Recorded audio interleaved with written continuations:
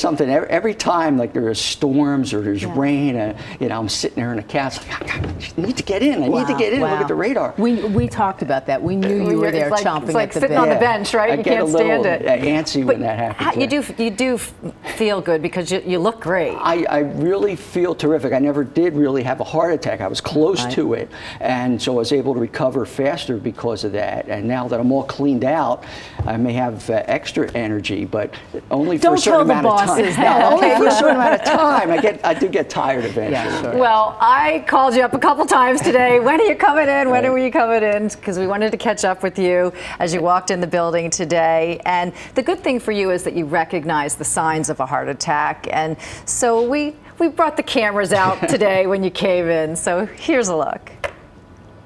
Almost 2 months after having double heart bypass surgery, NBC10 Chief Meteorologist Glenn "Hurricane" Schwartz walks into the building looking the picture of health. As you can imagine, it's not every day that Glenn gets this kind of welcome. I'm certainly not used to getting applause as I walk into the newsroom.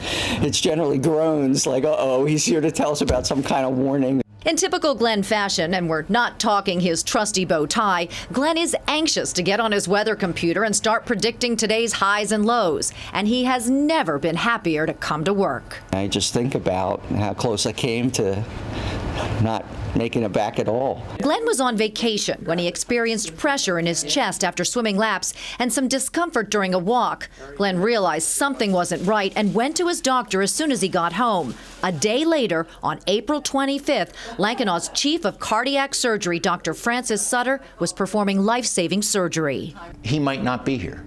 That's how important it was for him to move forward that fast. He was one step away from a massive heart attack.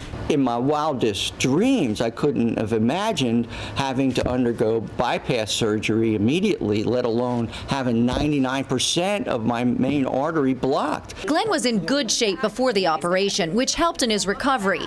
He's now going to cardiac rehab 2 to 3 times a week. Unfortunately for Glenn, he recognized the warning signs and acted on them. He caught it, he paid attention to his body, and he decided to check it out further with his doctor, and that made the difference. It just makes me more appreciative of every day. I don't take anything for granted. And I know it was important to you for people to get this message. You got to listen to your body. And I know Dawn and I have both. Every time we go out, somebody will say, if at least they haven't gotten to the doctor, they certainly listen to their body now. You got the message out, my friend. Yeah, and as men, we tend to be a little stubborn, as you probably know, and try to get macho, you know, tough guy, whatever. But sometimes there are signs there that you can actually do something to save your own life or the life of somebody that you know or care about. Right, and we had a number of people say just that, and we're actually going to revisit that tonight on NBC 10 News at 5.